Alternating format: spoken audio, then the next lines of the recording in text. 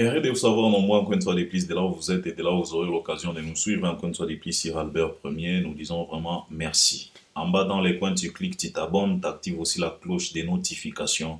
Likez, partagez les liens. Surtout partagez les liens, je te les recommande. Il faut toujours penser à les faire. C'est très très important. C'est pour que d'autres personnes puissent nous découvrir sur Albert Premier, pour que eux aussi puissent s'abonner comme toi t'as fait. Donc c'est très très important. Et puis regardez aussi nos émissions jusqu'à la fin. Et je pense qu'après avoir nous regardé jusqu'à la fin, ça va te permettre de pouvoir nous laisser quand même un bon commentaire après avoir mieux comprendre ce qu'on a dégagé sur Albert Premier. Donc tu vas t'adresser na barre et à commentaire, na espace et à commentaire, car cet espace est bien réservé pour toi. Alors, l'actualité nous oblige, c'est la raison pour laquelle nous sommes encore des retours. Et l'actualité qui domine aujourd'hui, comme j'ai toujours l'habitude de vous le dire, que c'est l'artiste et musicien Fally Ipupa qui domine toujours l'actualité musicale dans la République démocratique du Congo. Et ça l'a bien. Ezala na nenga malamu, ezala na nenga polémique, ezala na nenga ba album, ya ba nzembo, ya ba concert, ya ba production, ya ba exploit, ya ba réalisation. En tout cas, c'est Fally Ipupa qui est toujours au top. Donc, il est le centre d'intérêt aujourd'hui de notre musique. Car le mec est tellement fort jusqu'à ce que tout le monde est obligé. Il y a qu'à utiliser combo ya Fally pour la visibilité naïe.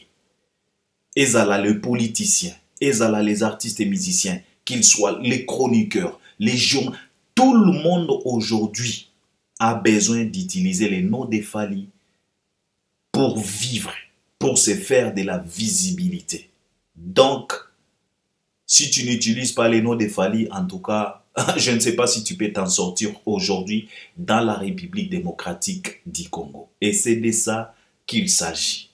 Alors, cet artiste domine l'actualité, pas parce qu'il a sorti une nouvelle chanson, pas parce qu'il a réalisé un bon clip, pas parce que l'album Formule s'était en train de cartonner, pas parce qu'il se prépare pour aller livrer un grand concert en plein Paris, précisément à Paris La Défense Arena, une salle à plus de 40 000 places, capacité à quoi accueillir 40 000 places, pas parce que Fally va se produire dans Wembley Arena à Londres, non, c'est parce que l'artiste et musicien, il a traduit un microbe en justice. C'est de ça qu'il s'agit. Un soi-disant journaliste, il y a investigation. Ba oyonga mikolo nazo considéré bango comme le microbe parce que bazo jouer rôle moko avec le microbe. Parce que le microbe, les bactéries, les amibes, na ba microbe mosusu, rôle oyo ba jouaka, c'est tout simplement déranger la santé d'un être humain. C'est tout simplement créer des constipations. Donc c'est de la même chose, batu oyo nyonso bao se comporter. Tout simplement déranger ba Congolais. Tout simplement déranger communauté nabiso. Et c'est tellement triste. Mais on va faire avec parce que nous autres à Moutou et Kelama Bongo, il faut qu'il y ait toujours des microbes.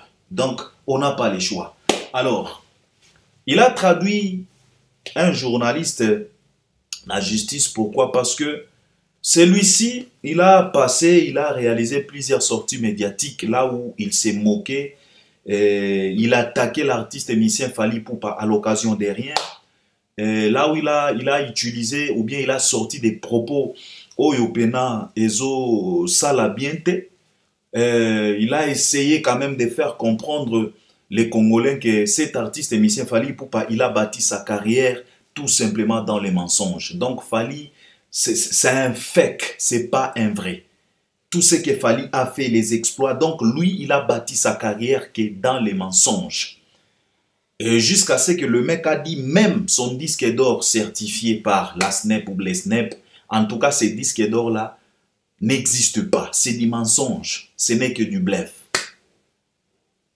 Et ça n'a pas arrangé l'artiste et musicien Fally Ipupa et il a décidé de porter plainte pour tout simplement et que ce messier-là puisse venir encore une fois de plus démontrer les Congolais et de démontrer aux yeux du monde combien de fois L'artiste et musicien, il a vraiment bâti sa carrière dans les mensonges. Donc, qu'il nous donne, qu'il nous sorte de preuves. C'est la raison pour laquelle Fally Ipupa, il a traduit ses messieurs en justice. Parce que passer à la télé, dire que quelqu'un c'est un menteur, dire que quelqu'un c'est un voleur, ça c'est simple et tout le monde peut le faire. Mais on te demande maintenant de nous prouver combien de fois cet artiste a bâti sa carrière dans les mensonges. Donc tu nous donnes des preuves, tu nous donnes des explications. Et je pense que c'est là où maintenant les bas blessent. Et ce qu'on est en train de voir est Tokomona Kakayango. Vous savez, dans tout ça, les Anabatu, Albert, il faut intervenir parce que, premièrement, l'image de l'artiste est en danger. Pourquoi? Parce que la communauté africaine n'a pas douter na carrière ya Fally, bako banda ko douter na ba exploit ya Fally, bako croire na ba bêtise ya bandeko wana, et ça peut nuire na image ya Fally. Misusu balobi vraiment botala pe image ya mboka. Comment est-ce que les restes ya mokili ekotala congolais? Donc ezaba point oyo na lingi na développer ce qui t'a permettre na ko toucher pe ba point mosusu. Na ko banda d'abord na image ya mboka. Comment est-ce que le reste du monde bakota la biso ba congolais? Là, je voulais tout simplement dire aux gens que ne vous en faites pas parce que le reste du monde ba comprena biso déjà. Et que ça la gabango passi et puis ça la gabango passité. Parce que le reste du monde a déjà compris que un Congolais, c'est vraiment un sous-développé. Partout, Congolais Zalaka, on nous considère comme les sous-développés. Bayouaï, on a le toujours dans Swahili, bayouaï. On n'est que des bayouaï partout dans le monde, même pays africains, même Europe, même États-Unis, Asie, Océanie. Bayebi très bien que peuple congolais, ce n'est que des bayouaï. Tous apprenants ba sous-développés. On a commis tout misate qu'Albert Bagota la Congo, ba silisa kota la biso déjà. Ba cadra biso déjà, ba qualifia biso déjà. Ba plaça biso déjà quelque part. Mokili, ezana ndenge nango etalaka congolais. Mokili, ezana ndenge nango etalaka makambo a congolais. C'est la raison pour laquelle reste à Mokili. Ce qui a un, ça ne va pas. Au moment où Mokili telemi, pour baluka solution, il y a pays wana. Mais posez-vous quand même la question de savoir, depuis que Congolais a crié au scandale, na makambo o elekaka na Est, et si bomona nini, initiative nini, et si bomona na reste ya Mokili ke no bazu initiative pour na makambo elekaka na Congolais. Tout ça, ça nous montre combien de fois, même le monde oyo Congo ezalaka, elemba biso. Macron a yakinaki. Il a discuté avec le président. Qu'est-ce que Macron avait dit? Il a dit arrêtez de pointer du doigt aux gens. Arrange votre maison à qui c'est la République démocratique du Congo. Il faut d'abord être sérieux avant de pointer du doigt. Donc ça veut dire que comme tout nisanayo te mokili ezalaka na ndenge nango et monaka biso. Et puis Albert Premier na lobaka que Congo et yokisa kutu nzambe soni. Pona nini nzamba kela pena ba Congolais. Excusez de le dire monseigneur, mais c'est comme ça. On a comme l'impression Congo na ba créature nyonso o nzamba kela. Congolais ayokisa penza nzambe soni. Si c'était possible, Nzambe ne pouvait pas même créer un Congolais. Yango na lobaka Congolais azalaka pena créature nzambe te. Ami créa yemoko parce que même na diable pas azalaka aka mwaka Congolais. Na banzi même na lifelo place oyo diable fandaka na ba démon na ba serviteur na nyonso. Je pense que eux aussi parfois, il se pose la question de savoir est-ce que c'est l'Éternel Tout-Puissant qui a façonné cette créature ou bien Amikela Yemoko. Parce que c'est grave. Donc, pour la image Amboka, en tout cas, image Amboka, et kenda déjà sango. Gomi tungisana yote. Parce que tout le monde a Mboko biso to fandaka. À chaque fois, S'il y a quelques incompréhensions, les gens se chamaillent, les gens se disputent. Royo kaka batu batuni question. Qui sont ces gens qui se disputent? Soki kako lobby, il y a un Congolais là-dedans. On te dit, ah, c'est normal. Motoaleki na nzelake. Bomoni niveau, place ba mokile komi sabiso. Donc, le reste est à monde, place est komi sabiso. Et c'est tellement triste. Ata soko kuti batu bazo bunda pena danger au lobby, mais qu'est-ce qui se passe? Quels sont ces gens? Batouana bao bunda. Soki ka lobby que non, ce sont les Congolais. Omoni mutoazu nzela na ya ki lobby. Ah, c'est normal. Moi je crie que peut-être ça bah tu as Mali, bah tu as Zambie, bah tu as Burundi, bah tu as Rwanda, bah tu as Kenya. Soki ça ba Congolais c'est que c'est normal. Bino moko bota la place oyo mokili et place biso déjà. Et c'est tellement triste. Alors, ce qui est une image artiste pour na affaire parce que bato balobi que non Albert c'est très dangereux pour l'image de Fally pour na ba pays mosusu ya Afrique bato bakobanda ko bengisa Fally lisusu te parce que bako banga que non cet artiste il réalise que diko ça les cas c'est des mensonges ce qu'il est en train de faire au moni qu'ils ont acheté pena image ya artiste non. Là je voulais intervenir pour dire aux gens que et surtout les warriors pour vous calmer pour vous dire que ça n'a rien à voir avec l'image de Fally. Et ça ne peut pas détruire ou bien salir l'image de Fally. Vous savez les... Donc je disais que aujourd'hui, j'ai toujours l'habitude de dire que le monde est au courant de tout. Et tout est vérifiable car Tokom a déjà un système avare. Vous savez, cette manière, cette méprisance, Oyo ba Congolais bazalaka nango. Ok. Les Africains en général, tozalaka na mwa faiblesse wana parce que toye bagate kopé sa valeur na ba oyo ya biso. Oyo général Makoso alobaki que il est temps que les Africains apprennent à défendre, apprennent à sauvegarder, apprennent à sécuriser leurs étoiles. Ça ne vaut plus la peine. Yakoboma ba étoile na biso, yako étouffer ba étoile na biso. Non, pour le moment, il faut côté les mains. Donc, je voulais tout simplement te rassurer que Zalana au calme. Makambo nyonso ezoleka, ça ne peut pas salir l'image de Fally. Okoloba na non Albert, nakoloba na yo boye, Zalana au calme. Ça ne peut pas salir l'image de Fally. Ça ne peut pas affecter l'image de Fally. Nabamboka mosusu. Pourquoi? Parce que le monde est au courant de tout. Pourquoi je dis ça? Parce que quelqu'un m'a dit, Albert, tu vois, le mec là, il a fait par tous les moyens possibles pour qu'il puisse s'exprimer en français. Il a réalisé cette émission-là, débat contradictoire na Bangwana, c'était en français pour que Batuya Libanda, Bango Pebayo Kakeno, Fally, il a construit sa carrière dans les mensonges.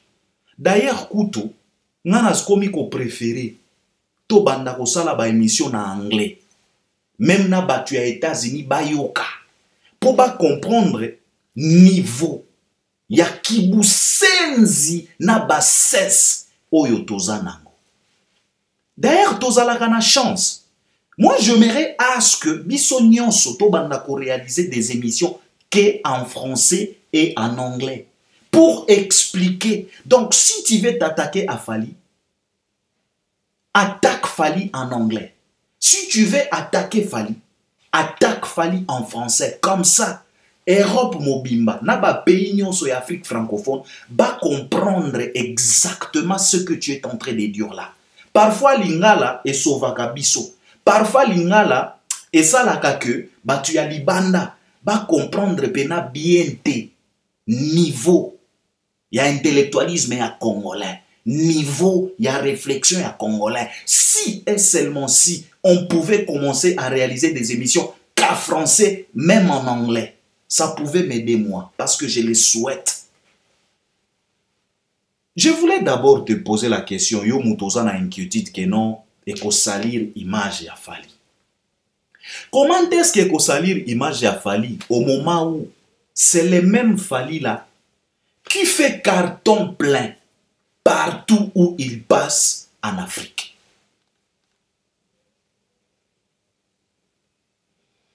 Comment aujourd'hui, même si tu t'exprimes en anglais, Comment est-ce que tu peux aller dire à Burna Boy que Fally il a construit sa carrière dans les mensonges?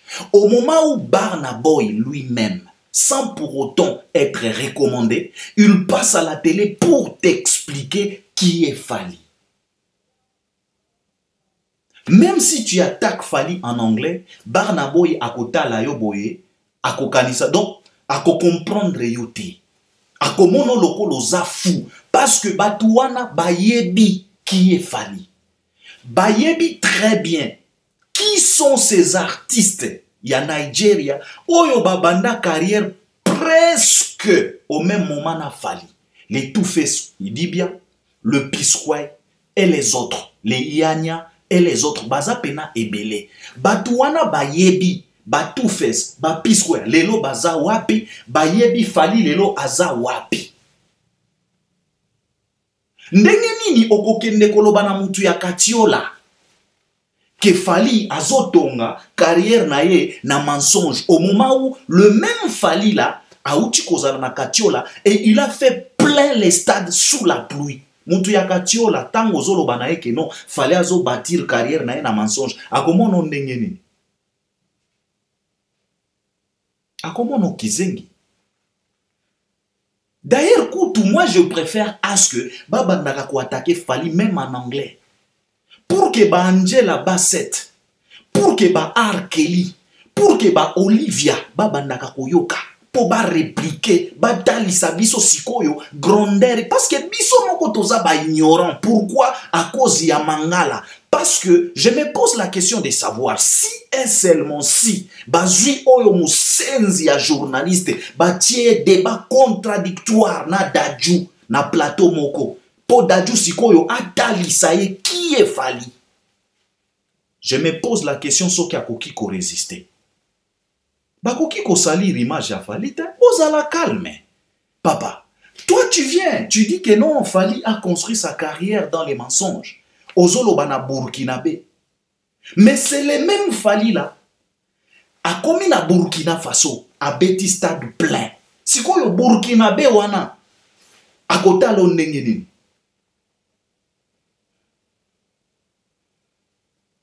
Parce que si et seulement si Fally avait bâti sa carrière dans les mensonges, nde asala ka ba plein na ba Afrique te.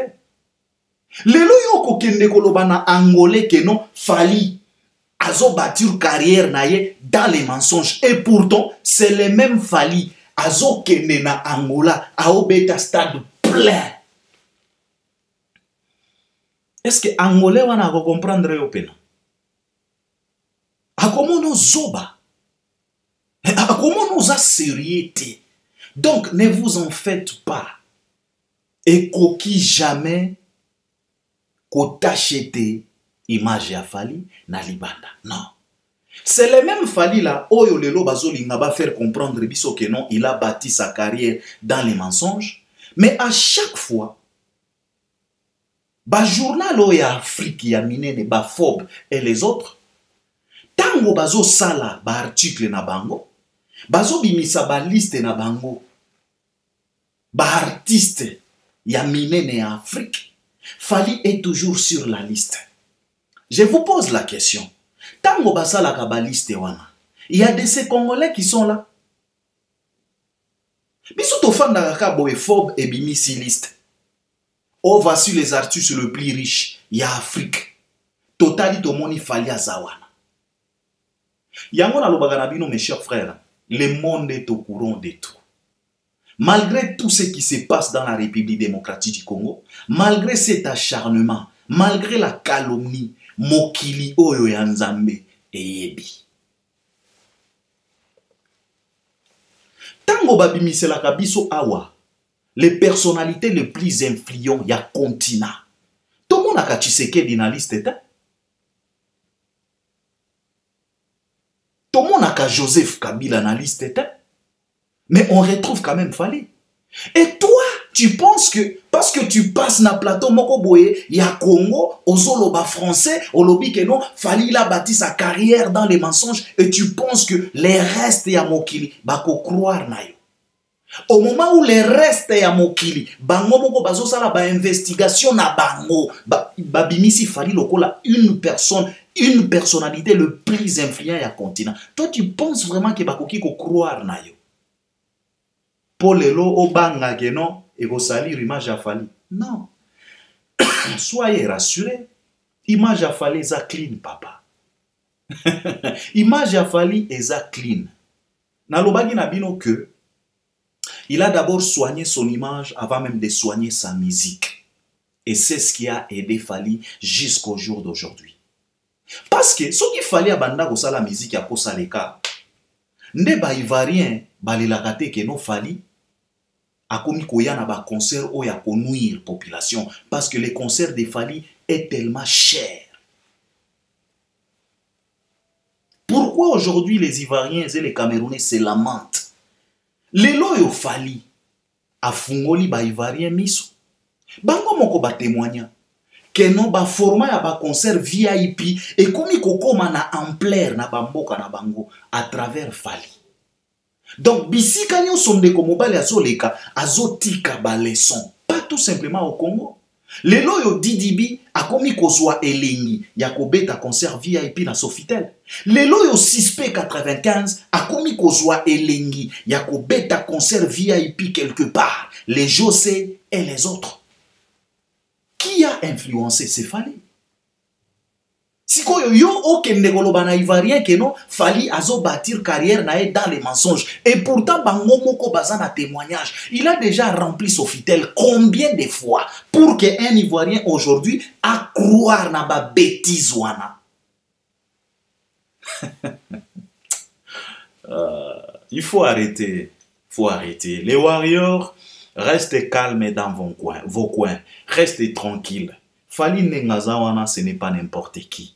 Il s'est bien forgé, il a bien préparé, il est tellement bien forgé et il est tellement bien préparé. Il y a des munitions. Et aujourd'hui, ce n'est pas compliqué pour mieux comprendre. Car le monde est au courant de tout. Dans un système, il y a var.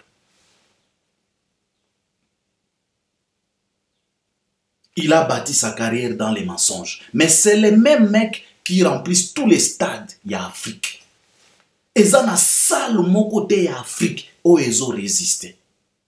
Il a bâti sa carrière dans les mensonges. Mais c'est les mêmes mecs où Azan Anzela Yakosa la sold out na sol français, s'il vous plaît. Là où même le maître Gims ba komi ko lembana na salwana. Maître Gims est komi ba report na ba report. Mais Fali alinga toni sa salwana. Yo koya koloba na moto keno ndeko wana azo bâtir carrière na dans les mensonges et puis moto wana croire na yo a comment non fou. C'est la raison pour laquelle la fois passée na lobaki que il y a de ces dirigeants au Congo, il y a de ces gens au Congo azo diriger pena ba congolais et yende moto azwaka pena ba décision pour le peuple congolais. Mais ceux qui ozuni ndeko wana omemie na mboka mosusu ba koloba no ke aza fou. Lelo il y a de ces gens qui parlent, qui passent même dans le plateau dans la République démocratique du Congo. Oyo bazo sala même ba débat contradictoire wana. Soko memi bande kwana na bamboka mosusu bakoloba no ke baza malade, baza ba fou. Ba mema bango nanu ba soigner bango parce que ce n'est qu'au Congo qu'on retrouve les fous na ba poste. Ce n'est qu'au Congo qu'on retrouve des imbéciles, des idiots, des fous na ba poste. Et puis bango ne bazoelaka ba congolais. Ma décision. Donc c'est grave. Donc le warrior kobangate. Fali o balobaka ke non azo bâtir carrière na mensonge. Kaka même Fali wana ndatondi saka ba stade nyonso ya Afrique. Eza na stade moko te oyo ikoki ko résister devant Fali. Soki okwe koloba na malien, olobi na malien ke non Fali il est en train de bâtir sa carrière dans les mensonges. Ako sekayo. A comment nous zoba? Parce qu'à Kolobanayo, non. C'est Fali là, quand il vient chez nous, il est capable de remplir nos stades. Yondengeni no koki Kolobananga que non, il est en train de bâtir carrière na mensonge et pourtant, nga moko na kota na concert na ye. Yo Kolobana Gabonais, lelo que Fali azo bâtir carrière na ye dans les mensonges. Gabonais à croire na ba imbécilité na yo wana, na ba bêtise na yo wana. Non, il faut arrêter. Kobangata. Bakoki ko salir image ya Fali te libanda parce que na moni bato ebele bana ba inquiétude non kozala na inquiétude mutu oyo asalaka carrière na dans les mensonges bazelaka ye kaka na ba production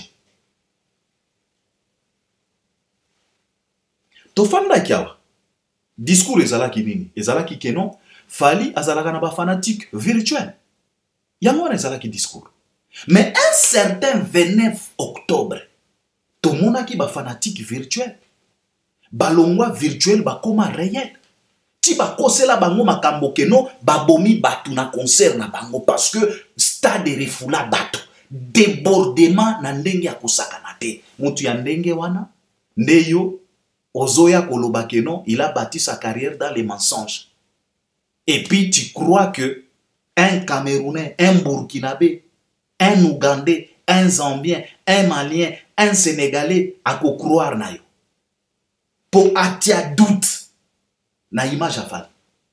Toi tu penses que les promoteurs oyo bazali banda bako croire na bêtise na yo au moment où bayebi très bien que soki tozui Fally on récupère notre argent avec bénéfique. Toi tu penses que bino moko bomona ki ba promoteur ba tournero ikade yanga tuna ki bango question na Cameroun. Pourquoi vous préférez Fally? Parce qu'il y a plusieurs artistes. Pourquoi préférence na bino eza Fally? Ba réponda eni.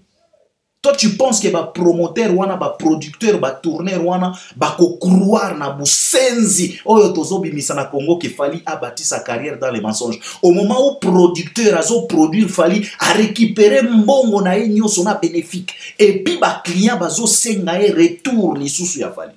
Toi tu penses qu'akoki ko croire na bêtise wana? Ça reste qu'au Congo. Et ça n'affecte pas tous les Congolais.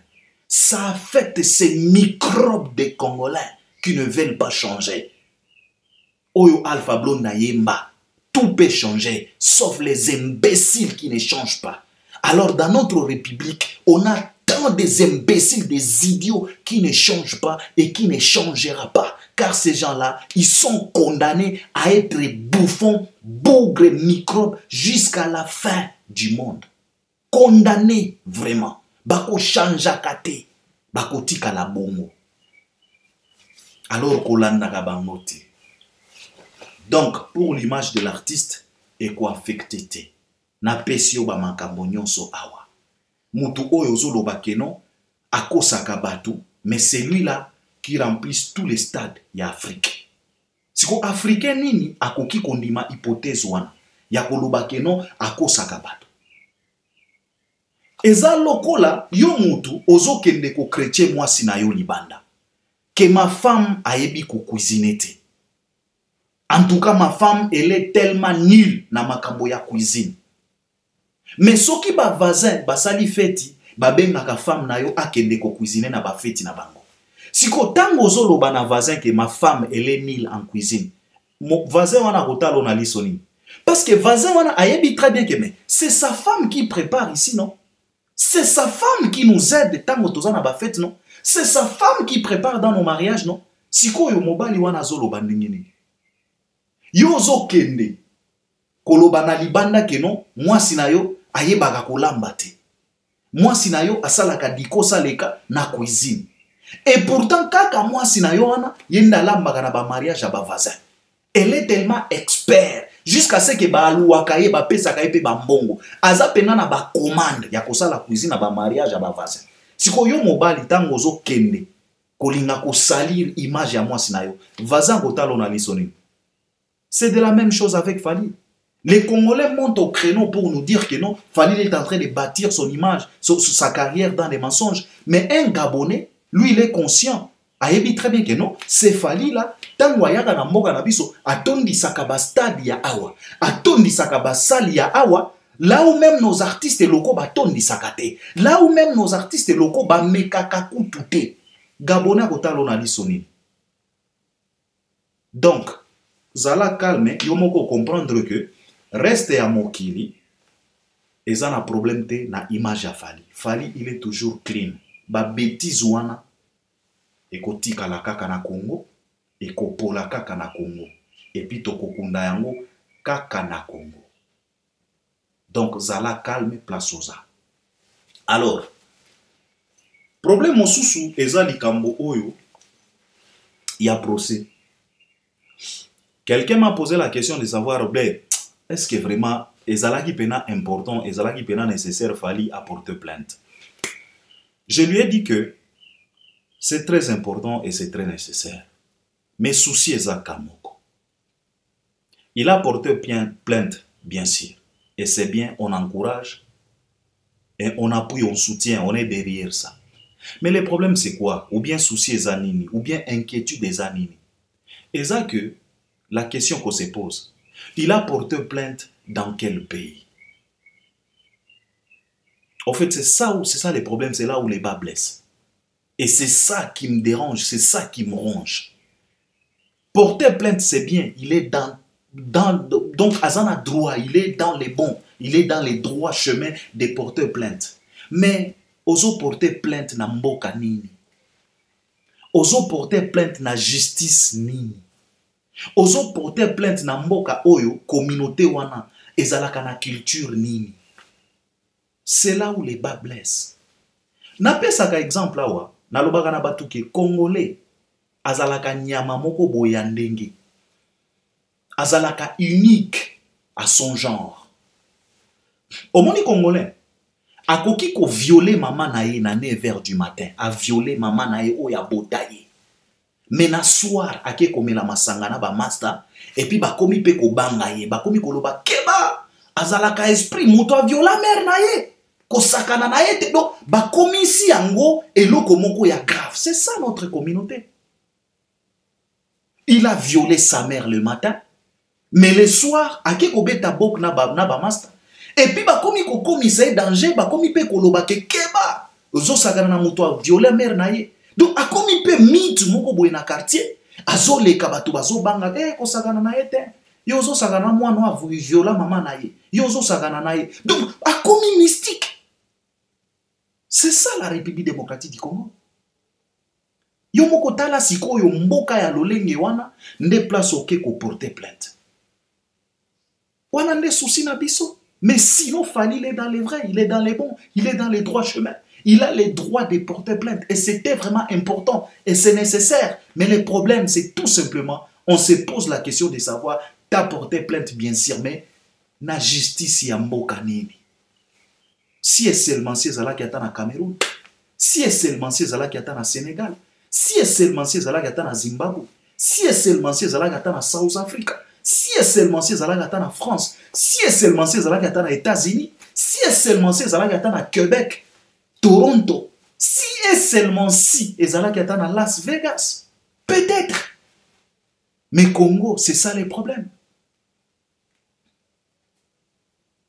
Moutoya qui déjà na plateau azo lobao non naza na ba preuve azo confirmer azo affirmer pardon procès ba à se présenter mais par après a komi ko senga 2 semaines ya ko sala lisusu enquête et puis ba accorder 2 semaines. Ndeko moko alobaki na Albert, fallait sali erreur. Il y a quoi accorder 2 semaines, il fallait pas parce que le mec était déjà présent. Il fallait pas s'engueuler à moi garde de vie mon robo et tout ça tout ça. Je lui ai dit non. Sauf que olingi ko achever motu. Il faut ko achever bien. Kolongola ba soupçon nyonso. Kolongola ba manki on a nyonso na nzela donc obétier sérieusement dans le calme. Ezalate ke no babunda ki nde kwazalaki akobela o babunda ki te pesa ye pena temps asala ba manki onana ye bien tango akosilisa bokoti na ring o papolie sérieusement parce que soki batu ya Fally babanda ko douter na mwa likambo moko boy balinga ki te ba accorder bango 2 semaines soki batu ya Fally ba accorder 2 semaines c'est parce que baza confiant na oyo ya bango. C'est parce que bayebi très bien que nous sommes dans les bons. Même si topesiye 2 mois. Akoye la biso ba preuve parce que aujourd'hui tout est vérifiable. Ce n'est pas un syndicat ya ba congolais oboko kende ko falsifier makambo. Oboko kende ko falsifier ba données. Oboko kende ko falsifier ba documents. Non. Ce n'est pas un syndicat ya ba français. Bozana pouvoir mon côté à falsifier Donc, ata soki fallait apesi bango 2 ans. Akoyelaka ba épreuve te. Ba preuve ezolakisa ke fallait akosa akoya na yango te. Donc 2 semaines c'est pas grave. Tout ça c'est parce que tu as fallu bazolinga ba faire comprendre mokili ke tozana eloko moko te oyo ya kobanga. Tozana plan B te, tozana plan C te, tozana plan D te, tozana biso plan A oyo tomemaki, tosengi ba preuve. Il faut prouver maintenant les Congolais combien de fois cet artiste a bâti sa carrière dans les mensonges. Un faux chanteur. Un artiste fake. Donc Fally Ipupa, sa carrière, ce n'est que du chirurgie esthétique. C'est ce que le Messie voulait tout simplement nous faire comprendre. Chirurgie esthétique. Donc la carrière de Fally, ce n'est que du chirurgie esthétique.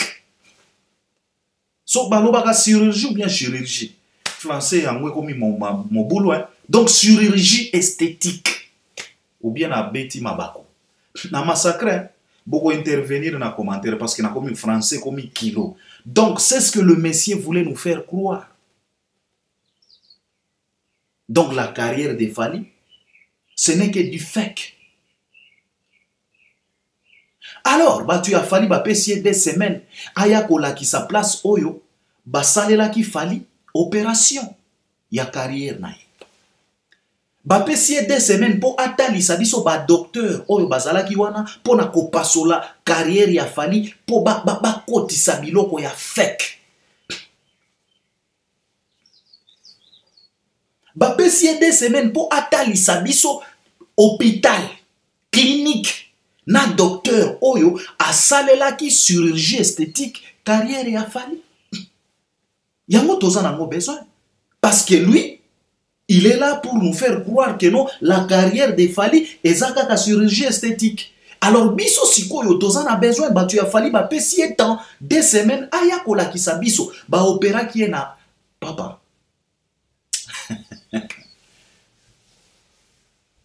Mais tout ça oyo na uti koloba na bino awa problème sérieux ezande bisika oyo Fally apporter plainte parce que porter plainte dans la République démocratique du Congo c'est tellement triste.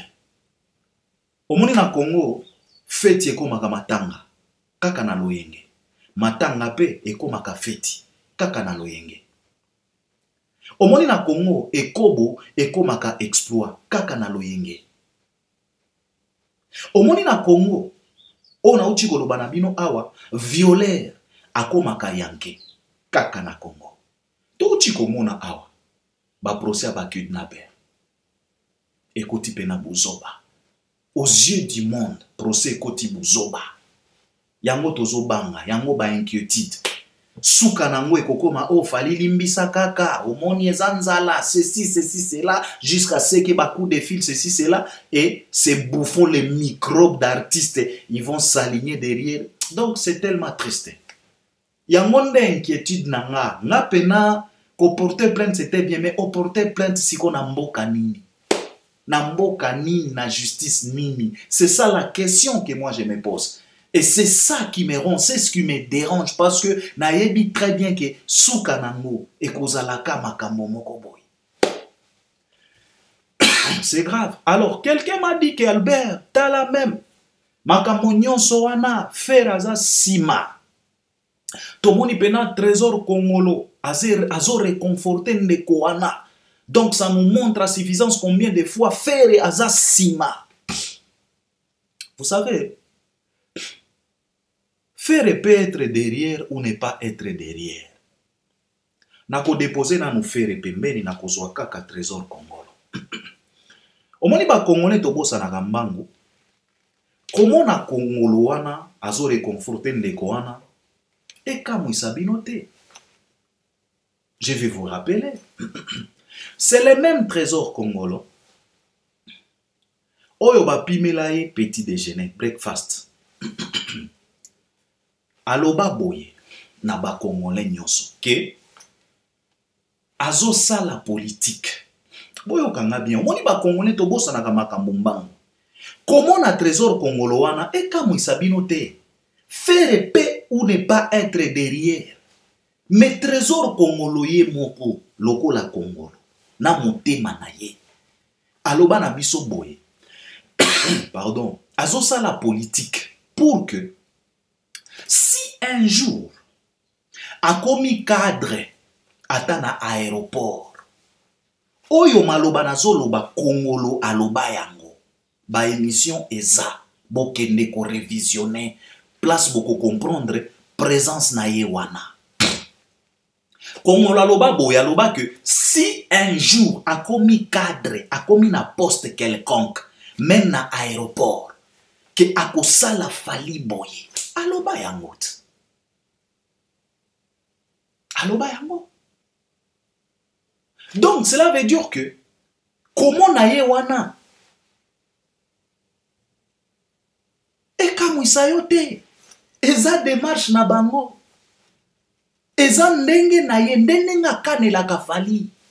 Que lelo yo soki akomi ata premier ministre, donc cela veut dire que fali aluka mboka mosusu o akokende kofanda. C'est clair et net, il avait déclaré ça.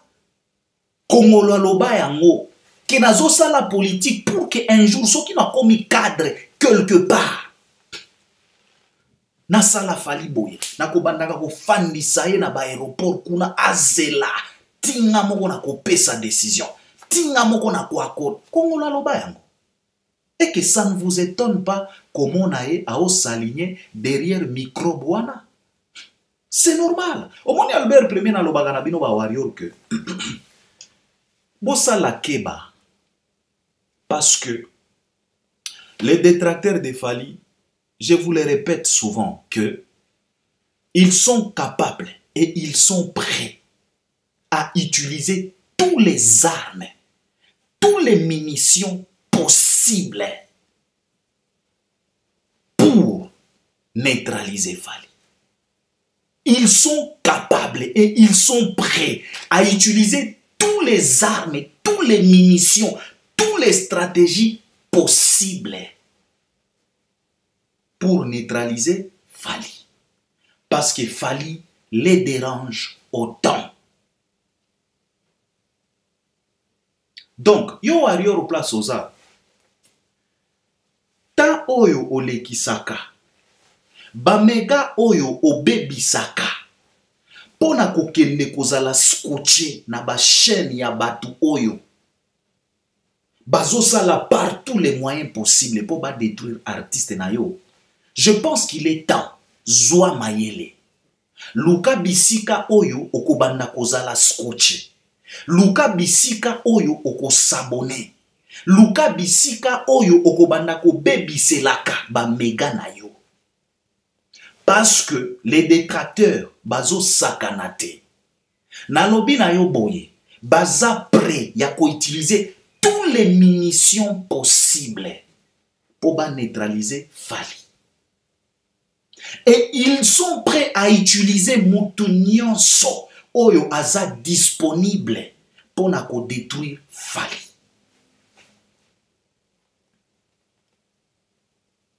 Nalobi na yo.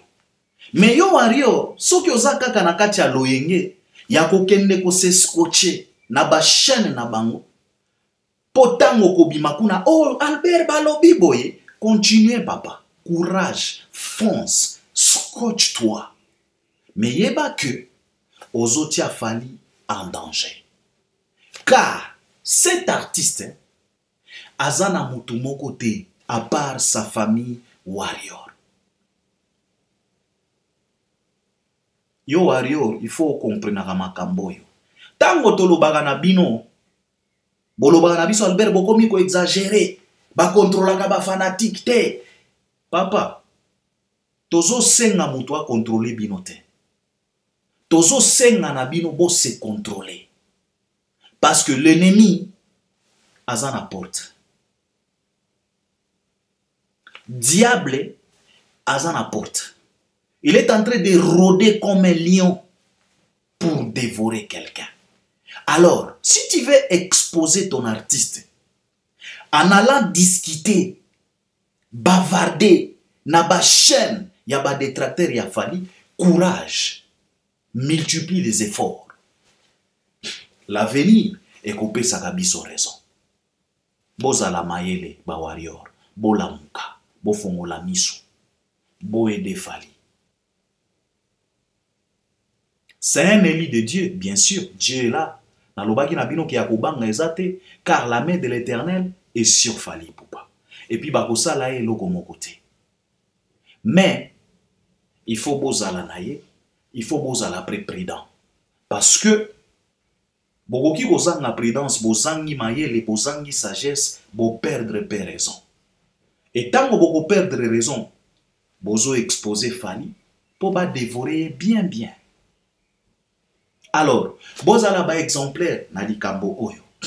Je voulais tout simplement demander aux warriors de ne pas faire comme tous les autres. De ne pas se mêler dans cette affaire lokola ba bourrique, lokola ba tumoko bazo raisonner. Parce que il y a de ces mines qui sont déjà plantées. Il y a de ces pièges qui sont déjà plantés. Alors, bozala prudent.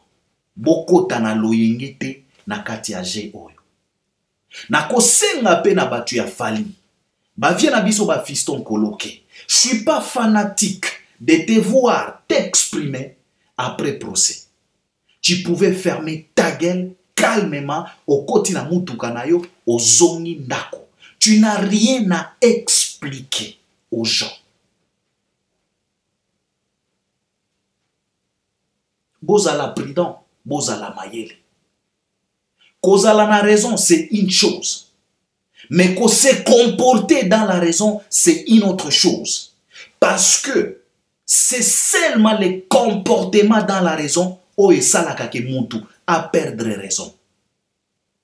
Comment est-ce que tu t'es comporté dans cette raison que tu prétends avoir? Yamonde botolakayo raison.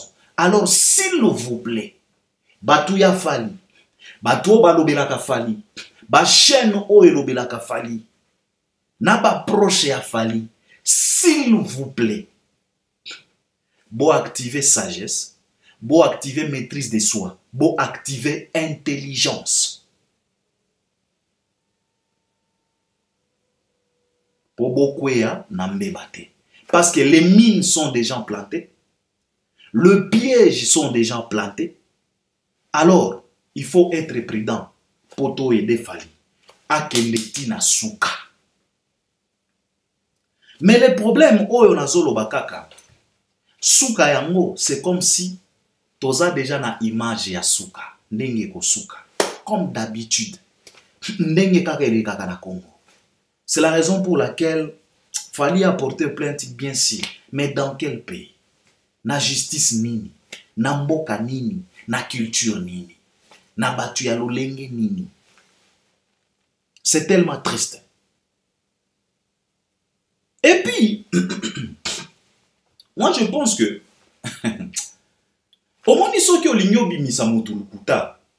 c'est simple.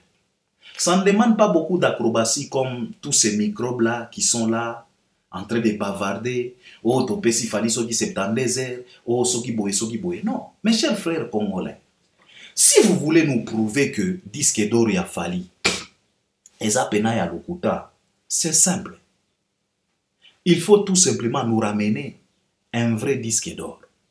Oyo eza pena vrai koleka oyo ya Fally. C'est simple que ça. Il suffit tout simplement de streamer un artiste et musicien, d'acheter les albums d'un artiste et musicien congolais pour qu'il puisse être certifié na SNEP ou bien na Bisika oyo bako certifié. C'est par là que bogoya goloba na biso ke tala sikoyo vrai disque d'or yango yo oyo ya Fally yango te. Pourquoi? C'est parce que à travers les disques d'or Kai Fally ne permetaki ba biso na ba congolais nyonso ya ko comprendre que nzokande ya ba grand frère ezalaki faux. Donc aujourd'hui, pour tout simplement nous prouver pour la kolakisa que ya Fally pesa vrai te, vous nous ramenez un autre disque d'or o eza pena plus que vrai que ya Fally. C'est simple que ça yango na procédure. Ça ne demande pas beaucoup d'acrobatie, beaucoup. Non. Ce qui ozo douter na chemise ya moninga keza Versace ya solo te, pour prouver keza ya lukuta okosala nini? Yo kokende kaka na magasin ya Versace, osombi vrai Versace oye nango. Sikoyo batu batali sikoyo ya moninga na ya yo, batali sikoyo ba vérifier. Pourquoi ozoloba ke Versace ya moninga eza ya faux? No komi kotalisa bango. Tala couture ya Versace ndenge ezalaka, tala ba bouton ya Versace ndenge ezalaka, tala griffe ya Versace ndenge ezalaka, tala tissu ya Versace ndenge ezalaka. Alors bo comparer na ya oyo, wana nde batu bako comprendre que ya ye pena eza ya bien te. Parce que na lobi na bino que pour lelo to comprendre, pour congolais à comprendre que ba disque d'or nyonso oyo ezwama avant oyo ya Fally, eza fait ce parce que Fally nous a ramené un autre disque d'or qui n'est pas semblable na oyo batu bazwa avant. Yangona et pour ça biso to lobake wana ezalaki ya faux oyo nde ya vrai. Sikoyo yo mutu ozolinga o prouver lelo batu ke non disque d'or ya Fally eza ya faux, yela biso ya vrai. Olibo bavarder makelele par-ci par-là et commander na ba tribunal, c'était facile d'exprimer, de payer, d'acheter les albums ya ba artiste oyo bino bosu bozalaka derrière. Baye la biso disque d'or mosusu comme ça tokozwa oyo ya Fally tozui pe ya bango to comparer. Totali ba procédure ndenge kendaki, totali traçabilité ndenge lekaki. Wana nde tokoloba OK, ya oyo quand même eza likolo, mais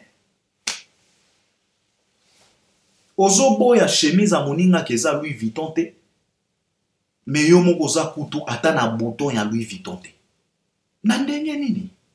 C'est tellement triste. C'est tellement triste. Donc c'est ce que je voulais partager avec vous aujourd'hui. Mingi na yaki kolobela ba warrior oyo baza na moi inquiétude ya image ya Fally. Non, restez tranquille, na expliquer bino awa. C'est tellement compliqué, ya kotali sa voisin na yo ke moi si na yo ayebi kolamba te et pourtant moi si na yo ne alambaka na ba feti na bango. Voisin komono zoba.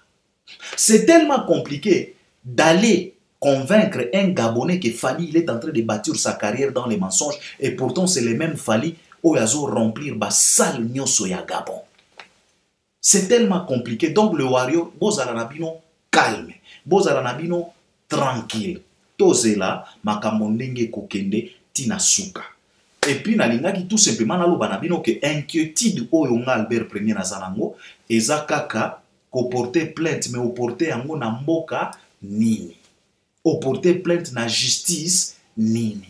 O porter plainte na communauté nini. Wana nde ezalaki inquiétude nanga. Et puis na pesi pe bino ba warrior conseil que yo warrior soki ozomona elengi ya ko continuer ko swana na bato ko kende ko se scotcher na ba chaîne oyo et dénigrer artiste na yo na lingaki na loba na yo boye courage continuer bongo futur et ko pesa biso raison. Et puis nazalaki pe na conseil mosusu o na lingaki na pesa ba warrior na lingaki na loba na ba warrior boye omoni makambo ezolo leka pona disque d'or. Je pense que oyo eza pena passa nord oyo ba pesi bino. Passa nord na ndenge nini. Donc balingi tout simplement ba faire comprendre bino que disque d'or oyo Fally aza nango moko wana kaka est suffisante pour convaincre les microbes. Donc il est temps à ce que le warrior boye la ba congolais disque d'or mosusu. Soit mi balé, soit mi sato. Pobo kangisa bango mbanga. Parce que makelele nyonso oyo, c'est parce que disque d'or wana ezaka moko. Yango bazo douter nango, bazo loba moko wana eske za yango. Mais soki ekomi mi balé, mi sato mine, bino moko boko mona, bango moko bako kanga bambanga na bango. Sans pour autant leur forcer à fermer leur gueule. Donc, ba warrior, oyo eza pena occasion, eza pena passe à nord. ndenge bango baza concentré na makambo ya individu wana microbe na bango wana cravate rouge, bino pe na kuzu boya papa tolamuka toyoka SNEP a publié lisusu tokos de éligible pour la certification, contrôle éligible pour la certification, formule 7 éligible pour la certification. Wana nde tokotala sikoyo ba réaction na bango. Parce que soki ba mona koka na chemise moko ya Versace, bato bako banda ko douter, peut-être à defaka. Mais soki ba moni on lundi Versace, mardi Versace, mercredi y a ba couleur différent, y a ba design différent. Bato bako kangambanga bako lobate wana mokolo ba Versace bokeba. Ndeko wana betaka Versace 7 jours. Donc bokeba. Donc c'est ça. C'est ça. Donc oyo bazota li sabino que disque d'or moko ya fali c'est insuffisant. Il faut boya na misusu. Po bokangisa bato bambanga. Donc, c'est ce que je voulais tout simplement vous conseiller. Donc, oeza occasion ya ko maximiser. Bo somba. Batu oyo bafandaka na France, bo somba. Po eza la comptabiliser na syndicat oya France SNEP. Mais ba oyo pe baza libanda ya France, bino pe bo continuer ko somba parce que il y a aussi transabilité, il y a en dehors il y a sol français. Toza na CNM. Oyo euti ko certifié fali disque de platine. En dehors ya sol français. Donc, ezala ba oyo ya France bosomba. Na ba oyo baza libanda ya France bosomba. Parce que aujourd'hui, toza na possibilité ya kozala certifié en dehors ya sol français. Il y a aussi de la transabilité en dehors ya sol français. CNM ezawana ezo certifié en collaboration avec le SNEP ou bien la SNEP. Comme tu veux. Donc, naba oyo ya France bosomba, naba oyo bazali banda bosomba. Bo se fatigué te ya koloba ke non, biso tozali banda ya France, ata soki tosombi eko kontete te bosomba. Eko zala na compte ya CNM. Fali bakoki ko certifié ye, akozwa peut-être disque d'or mosusu export, ça existe. Fali aujourd'hui, il est platine export, il peut être or export, il peut être diamant export. Facilité eza, possibilité eza. CNM et facilita déjà makambo. Donc, oyaza na France asomba, oyaza libanda ya France yepe asomba. Somba nde na ba norme po ekota na kati ya transabilité. Pour que demain le lendemain, fali azala lisusu certifié. Soki a komi na 2, 3, 4 disques d'or na SNEP, yo moko komona, ba senzi oyo, bako kanga bambanga na bango. Ezalaki kaka conseil on alingaki na pesabino. Je pense que je dois m'arrêter par là. C'est ce que je voulais partager avec vous. Je voulais tout simplement kolongola moi et lokwana ya kobanga keno image ya fali et ozala sali. Non, il y a personne au yakoki ko salir image ya fali. Le monde est au courant de tout au jour d'aujourd'hui car tous un système y a var. Tout est vérifiable. Donc, c'est ce que je voulais tout simplement vous dire. Donc, on est ensemble et puis partagez aussi les liens.